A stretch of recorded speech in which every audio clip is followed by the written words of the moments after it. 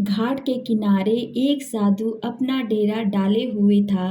वह वहीं बैठा रहता और एकाएक चिल्ला उठता, जो चाहोगे सो पाओगे।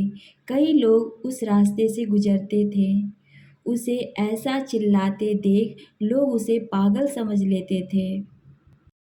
कई लोग उस पर हंसते तो कई लोग उसका मजाक बनाते।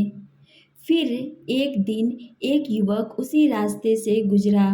वह बेरोजगार था। उस साधु की आवाज़ उस युवक के कानों में पड़ी। वो अब भी वही चिल्ला रहा था, जो चाहोगे सो पाओगे, जो चाहोगे सो पाओगे। तब युवक बोला, बाबा, मैं चाहता हूँ कि मैं एक बहुत बड़ा हीरो का व्यापारी बनूँ। क्या आप इस इच्छा को पूरा कर सकते हैं? साधु ने कहा, जरूर बेटा, मैं तुम्हें दो चीज़ें देता हूँ। इसमें एक हीरा है और एक मोती। इनसे तुम जितने चाहे हीरे मोती बना सकते हो। यह सुनकर युवक बेहद खुश हो गया। साधु ने युवक से कहा कि वो अपनी दोनों हथेलियां आगे बढ़ाए। जैसा साधु ने कहा वैसा ही युवक ने किया। साधु ने युवक की पहली हथेली पर अपना हाथ रखा। फिर कहा कि यह सबसे अनमोल हीरा है। इससे तुम जितने चाहे हीरे बना सकते हो। यह हीरा समय है। इसे मुट्ठी में जकड़ कर रखना। इसे कभी भी हाथ से निकलने मत देना। फिर साधु ने युवक की दूसरी हथेली पर मोती रखा और कहा कि अगर किसी भी काम में समय लग रहा हो तो इस मोती को धारण कर लेना। यह मोती धैर्य है।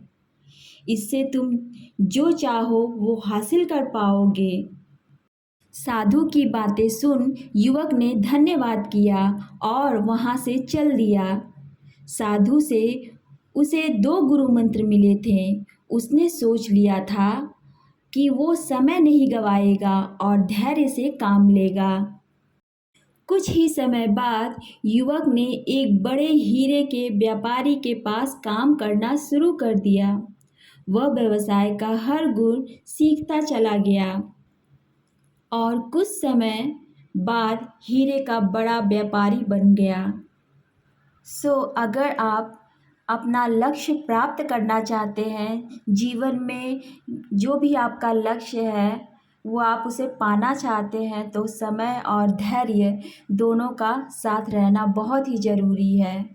क्योंकि समय ही है जो हमारे लक्ष्य तक पहुंचाता है। और ज़्यादा समय लगने पर भी कभी भी अपना धैर्य नहीं छोड़ना चाहिए कि हम इस काम में सफल होंगे या नहीं होंगे। अगर धैर्य छूटा तो हम अपने लक्ष्य के पास नहीं पहुंच सकते।